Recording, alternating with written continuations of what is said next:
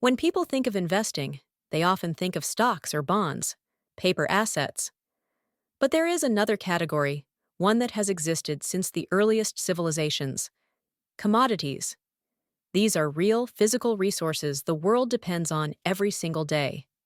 Oil, gold, natural gas, wheat, coffee, sugar, even livestock.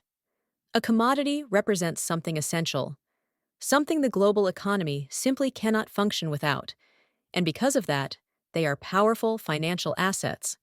But commodities behave differently from stocks. A company can grow by innovating or increasing profits. A commodity, however, rises and falls based on supply and demand. If oil production drops while demand stays high, prices rise. If a country experiences drought, agricultural commodities spike.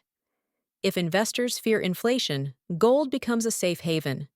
Some investors trade commodities through futures contracts, agreements to buy or sell an asset at a specific price in the future. This can lead to large profits, but also large losses. Commodity prices can swing rapidly because they respond to global events: conflict, weather, policy changes, supply chain shocks.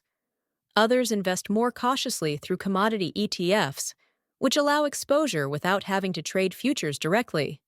Then there are companies tied to commodities: oil producers, mining firms, agricultural businesses. Their value often rises and falls with the price of the commodities they handle. What makes commodities interesting is their role as a hedge. When currencies weaken or inflation rises, commodities often strengthen. They don't rely on corporate growth. They rely on the world's need for energy, food, and materials. But commodities also come with risks.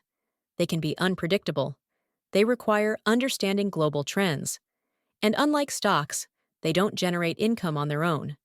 Their value comes entirely from market forces. Commodities aren't for every investor, but when understood well, they can stabilize a portfolio, hedge against inflation, and offer exposure to the fundamental forces that drive the world economy. Thank you for watching. If you liked this video, be sure to subscribe to the Finance Simplified channel for more investing tips.